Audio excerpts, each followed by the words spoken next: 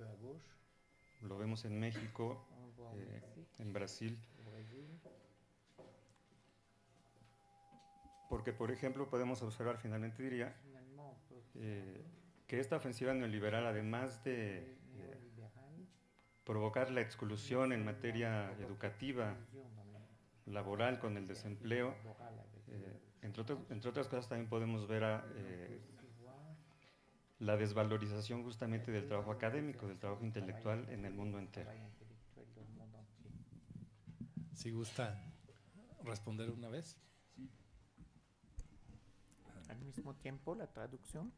No, Vamos a intentar, ustedes le paran si no funciona, ¿eh? Para ahorrar tiempo. Es un poco más rápido si es al mismo tiempo que si es consecutivo, pero si se confunden las lenguas, dicen que no, ¿eh? Y haremos consecutivo, pero para dar más tiempo a preguntas. bon, je vais peut-être répondre déjà à la dernière question. Empezaré contestando la última pregunta. Ce qui, il est difficile de parler de révolution. Es difícil hablar de revolución. On peut peut-être parler de révolte. Quizá podamos hablar de revuelta. C'est ce que signifie l'expression Es lo que indigné. significa la expresión indignados.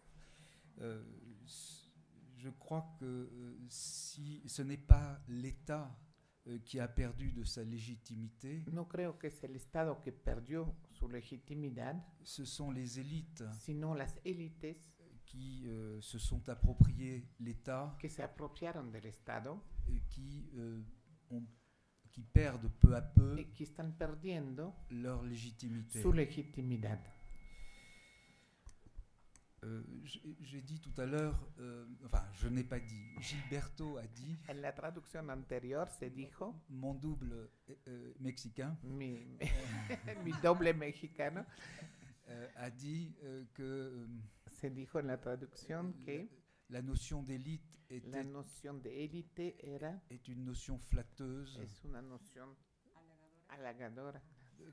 Élite veut dire élu, Élite significa elegido, Et- electo, et il n'y a pas beaucoup d'élites qui sont Mm. élues. y no hay muchas élites que sean elegidas, Et je pense que c'est la raison y creo que es la razón pour laquelle dans des pays très différents, por la cual en países muy diferentes, muy diversos, en Europe, en Europa, que je connais mieux bien sûr, que conozco mejor que aquí, je pense à la France, pienso en Francia, je pense à l'Espagne, España, à l'Italie, Italia, mais aussi à l'Allemagne. pero también Alemania. Il y a des mouvements de révolte très Hay importants. movimientos de revueltas muy importantes. Alors, quels seront les résultats? ¿Cuáles serán los resultados? Pour la France, il y aura, Para il y a Francia des élections l'année prochaine, hay elecciones comme au en Mexique, 2012, igual que en México, et probablement que la gauche y probablemente que la izquierda l'emportera. ganará esas Nous elecciones. espérons. Al Enfin, menos lo esperamos. moi, en Allemagne, semble-t-il, En Alemania il y aura des changements. parece que habrá cambios. Je crois que c'est des phénomènes importants. Creo En que son Italie aussi. fenómenos relevantes, igualmente en Italia. Donc il y aura peut-être une évolution Entonces habrá una evolución politique política qui permettra que permitirá aux États de a los reprendre estados la direction de recuperar la dirección, des affaires retomar la dirección de los asuntos sociales, sociales, culturelles culturales et j'espère aussi économiques. y espero también económicos. Voilà. Malheureusement, je ne peux pas dire beaucoup plus, hein, Desgraciadamente no puedo decir más, mais je crois qu'il faut espérer. pero creo que debemos esperar. Surtout, je suis En d'accord. el sentido de esperanzas, ¿eh? No solo en sentido de esperar tiempo. Je suis d'accord avec monsieur Estoy de acuerdo con su pregunta, que les effets de la mondialisation économique que los efectos de la globalización económica sont la dévalorisation du travail, implican la devalorización del trabajo, du travail manuel, mais del aussi trabajo manual, du travail pero intellectuel. también del trabajo intelectual. Nous vivons en France Vivimos en Francia une crise universitaire una crisis universitaria qui est directement l'effet de que es el cette efecto mondialisation. directo de esta globalización. C'est pourquoi nous Por ello, nous efforçons tratamos de créer de ce que crear Pierre Bourdieu lo que Pierre Bourdieu appelait des intellectuels collectifs, llamaba intelectuales colectivos, notamment au niveau européen, particularmente en el nivel europeo, pour résister para resistir à l'emprise, al emporio, a la influencia à l'emprise comment dire, des effets, a la influencia de los efectos des effets du néolibéralisme del neoliberalismo sur les entreprises culturelles sobre las empresas culturales et sur les universités, enfin les établissements y sobre universitaires. las universidades. Si je vous ai présenté en dernière partie Presenté en la última parte de la exposición le travail collectif el trabajo colectivo que nous faisons que estamos realizando sur la circulation internationale sobre des la idées, circulación internacional de las ideas, c'est parce que nous es pensons precisamente porque creemos que c'est un préalable que es un preámbulo à la fois épistémologique tanto et epistemológico sociologique como sociológico pour unir para unir nos forces, nuestras fuerzas, nos forces intellectuelles, fuerzas intelectuales, pour s'opposer para oponernos aux théories dominantes a las teorías dominantes qui orientent que orientan les gouvernements. los gobiernos. Je veux dire simplement les théories économiques, Quiero decir las teorías les théories económicas, mainstream. las teorías. En boga. Voilà, pour la première question, je ne sais pas si j'ai répondu. La troisième es la la respuesta a la troisième tercera question. pregunta. Pour la première question, La primera pregunta, la sur invención, le rôle on pourrait dire des intellectuels el papel de los intelectuales dans la constitution des nations en la constitución de las naciones en Europe en Europa au milieu du 19e siècle. a mediados del siglo XIX.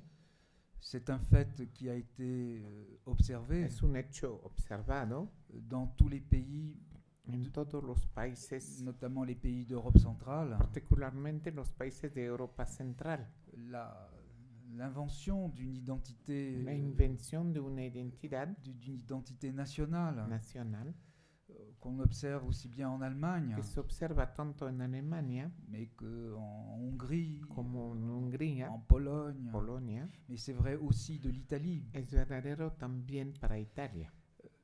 Cette invention est le fait Es válido. Esta invención es el hecho d'hommes de lettres de hombres de letras, qui ont literatos, écrit dans leur langue que escribieron en su lengua, qu'on appelle aujourd'hui nationale, que hoy en día se llama lengua nacional, mais qui étaient des langues des langues pero que eran régionales lenguas regionales en su dans les grands momento, empires dentro de los imperios autrichiens, austríacos, russes rusos et autres. y otros. Donc l'importance de la culture La importancia entonces de la cultura est primordiale es de primera orden dans la vie des nations. en la vida de las naciones. Je crois ne rien vous apprendre, Creo que no voy a decir nada novedoso. vous qui avez connu ce type de lutte Ustedes que conocieron ese tipo de luchas avant même que ces nations antes incluso de que estas naciones européennes europeas aient été reconnues. hayan sido reconocidas. Si j'insiste sur la culture, Si insisto en la cultura, c'est parce qu'aujourd'hui, Es on- porque on- hoy on a tendance à l'oublier se tiende a olvidarse de ello, a dejar de lado la cultura et à accorder une place y primordiale otorgar un primer lugar aux facteurs proprement a économiques. los factores meramente económicos. Je crois qu'au contraire, Creo que por el contrario, les facteurs culturels los sont factores culturales premiers, son de primer orden oui, et que les facteurs économiques y que los factores económicos ne produisent tous leurs effets solo producen todos sus efectos qu'au travers mediante les traditions culturelles, las tradiciones voire les culturales, traditions nationales. incluso tradiciones nacionales. Ce que l'on voit très bien à propos Lo que queda claro des études sur les élites cuando se estudian las élites nationales, nacionales, on parle aujourd'hui d'un monde globalisé, hablamos hoy de un mundo globalizado, d'une culture globale, de una cultura global, d'élites mondiales. de élites mundiales. Quand on étudie les élites comme nous le faisons en Cuando France se aujourd'hui, estudia, se analiza las élites tal como lo estamos realizando hoy en Francia, des collègues brésiliens font la même son chose, colegas de Brasil están haciendo lo mismo, en Argentine aussi, je crois. también en Argentina creo. Ce que l'on voit, Lo que sale, lo que C'est vemos, à quel point es ces élites hasta qué punto estas élites dites internationales llamadas internacionales sont fondamentalement nationales. son fundamentalmente nacionales. Voilà. Le troisième point, la deuxième segunda question, pregunta, pardon, sur les formes d'appropriation las formas de du apropiación capital culturel. del capital cultural. Je crois qu'il faut déjà rappeler Creo que en primera instancia debemos recordarnos en quoi la culture peut être un capital cómo la cultura puede ser un capital, Et de de la quelle manera en que la cultura es un capital et de quelle culture y de qué cultura de quelle culture pardon, à quelle culture fait-on référence lorsqu'on parle de capital culturel? y a qué cultura nos referimos cuando hablamos de capital cultural. Il faut distinguer entre la culture au sens anthropologique Hay que distinguir entre la cultura en el sentido antropológico del término. et de ce point de vue-là, Desde este punto de vista, toutes les classes, tous les groupes todas las clases, todos los grupos ont une culture. tienen una cultura Et la définition sociale y distingue con la definición social de ce qui, dans une société, de lo que en una sociedad est considéré comme se considera como la culture, la cultura, c'est-à-dire la culture es légitime. decir, la cultura legítima. Ce n'est pas au sociologue No le toca al sociólogo de dire decir ce qu'est la culture légitime. lo que es la cultura legítima. Il est possible Es posible d'établir establecer objectivement objetivamente le système des valeurs culturelles. el sistema de los valores culturales. C'est ce que Pierre Bourdieu a essayé de faire, Es lo que Bourdieu intentó hacer. d'abord dans son livre qui s'appelle L'amour de l'art, Primero en su libro El amor del arte, et puis qu'il a généralisé y luego que generalizó dans son ouvrage La Distinction, en su obra La Distinción, dans lequel il a montré en el cual mostró la fonction sociale la función social de cette culture légitime, de esa cultura legítima, qui est une fonction de domination symbolique, que es una función de dominación simbólica qui, comment dire, qui accompagne que acompaña d'autres formes de domination, otras formas de dominación, notamment la domination économique, bien sûr. particularmente la dominación económica, por supuesto. Il y a des valeurs culturelles Hay valores culturales Ces valeurs culturelles peuvent être Estos valores culturales estimées pueden ser estimados objectivement. objetivamente.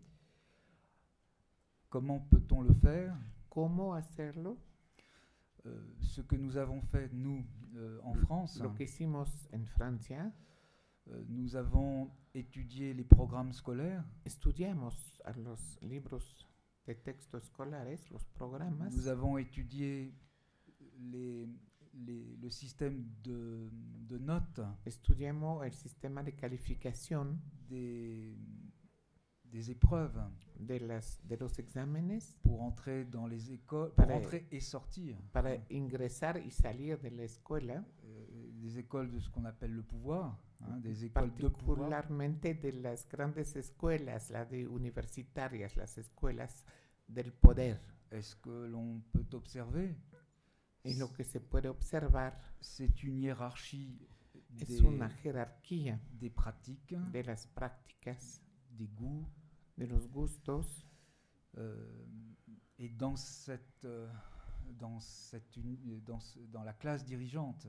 y entre la clase Je dirigente, dis bien dans la classe dirigeante. digo, en la clase dirigente, Les valeurs culturelles traditionnelles los valores culturales tradicionales sont à peu près les mêmes son más o menos los mismos aujourd'hui hoy que celles d'il y a 40 ans, quand Bourdieu a de commencé hace son 40 travail. años, cuando lo mismo hoy como hace 40 años cuando Bourdieu inició su trabajo. Attendez une précision, par les écoles, c'est les grandes écoles. Les grandes écoles. Bueno, cuando habla escuela no es el sistema escolar, sino son las escuelas universitarias equivalente al ITAM, al CIDE, al TEC de Monterrey, que son semi-privadas y muy especializadas. Pero se llama escuela también, grandes escuelas.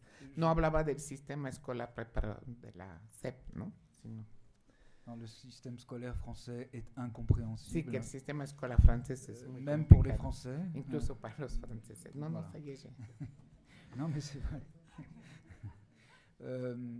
Juste encore un mot à propos de la culture. acerca de la cultura. Je vous ai parlé de la culture au sein de Hablé de la cultura des classes dominantes. dentro de las clases dominantes. Je crois que fondamentalement, Creo que fundamentalmente rien n'a changé. nada ha cambiado. Par contre, Sin embargo, pour les autres catégories sociales, para las demás categorías sociales, le rapport à cette culture la dominante relación con esta cultura dominante a changé. ha cambiado. Et c'est là où l'on peut parler Y entonces ahí cuando podemos hablar des différentes manières de s'approprier la culture. de las diversas maneras de apropiarse de la cultura. Je vais vous donner un exemple. Daré un ejemplo. Aujourd'hui, apprendre une langue étrangère en France, Hoy aprender una lengua extranjera en Francia c'est apprendre la langue telle qu'on la parle, es aprender el idioma tal como se está hablando, ce qui est une très bonne chose, lo bien sûr. que es muy positivo, por supuesto. Auparavant, Antes, apprendre une langue étrangère, aprender un idioma c'était extranjero apprendre la littérature era aprender la literatura de ce pays de ese étranger. país extranjero. Voilà. Et je crois que vous avez là un exemple Yo creo que ahí tienen un ejemplo de la modification de la modificación du rapport à la culture de la relación con la cultura qui est intervenu que intervino peut-être moins dans les o que classes tuvo lugar dominantes menos en las clases dominantes que dans les classes moyennes que en las clases medias, qui ont accès que tienen acceso à l'école, a la escuela, à l'université a la universidad et beaucoup moins aux grandes écoles. y menos accesos a esas escuelas, grandes escuelas, universidades privadas que Ce tenemos qu'ils acá. apprennent, c'est la pratique de la Lo langue, que llaman es lo que aprenden es la práctica del idioma, mais non pas la culture pero no la cultura que véhicule la langue. que vehicula esta lengua. Voilà. Alors, je ne sais pas si j'ai bien répondu à vos questions. No sé si respondí correctamente a las preguntas. Voilà ce que je peux dire rapidement sur ces différents points. Es lo que puedo decir rápidamente sobre esos diversos puntos, temas. Hay más preguntas, una por acá. Si alguien más quiere. Gracias. Hola, buenas tardes. José habla español. Sí, mi pregunta tiene que ver con la última parte de la ponencia, en donde se menciona la importancia del saber histórico, en tanto que es un saber que puede ayudar a ser consciente o lo inconsciente. Se menciona esta parte de el inconsciente de los intelectuales y el inconsciente cultural. En este sentido, ¿cuáles serían las dificultades de la realización de una sociología histórica? Y cuando hablo de dificultades, los tematizaría en términos tanto metodológicos como teóricos. El propio Bourdieu habla de una etnología de la historia, y me parece que con ese concepto Bourdieu mismo ya está insinuando dos cosas: las dificultades del propio saber histórico, pero la necesidad de una revisión de la historia de manera distinta, en donde la sociología pueda ver en la historia un saber, digamos, que le ayude a una especie de radicalidad epistémica. Gracias.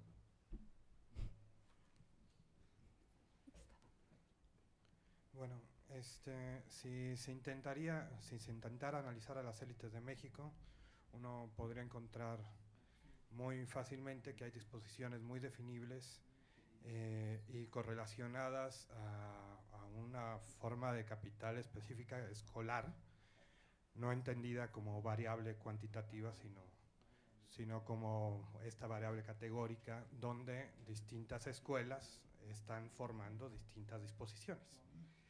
En ese sentido, dos preguntas. ¿Será que en esta recapitulación de Bourdieu, después de Bourdieu, en la investigación en Europa, se está revalorizando demasiado el peso de estas variables culturales que analizó en la distinción, y no se están fijándose otro tipo de disposiciones que pueden ser ahora más indicativas, como las disposiciones hacia los asuntos de política pública, por ejemplo?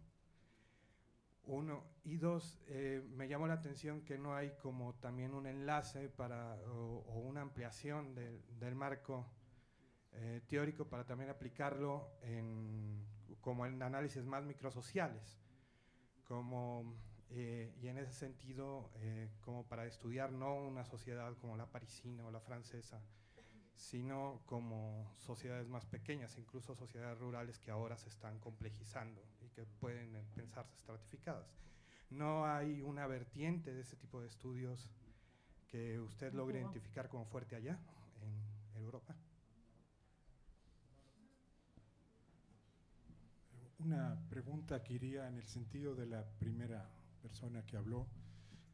A mí me interesan mucho los temas de psicoanálisis de historia, y me acuerdo alguna vez en una videoconferencia con Bourdieu, que desgraciadamente fue muy corta, yo le preguntaba algo que me queda como duda.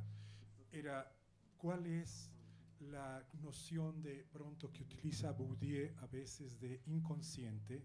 Ahorita la acaban de utilizar. ¿Es inconsciente o es impensado?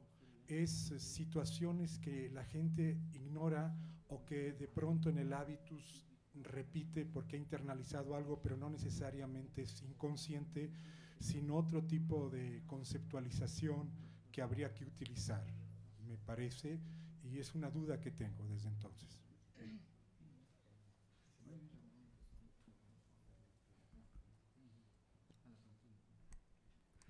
Tu veux? Ouais. Bon.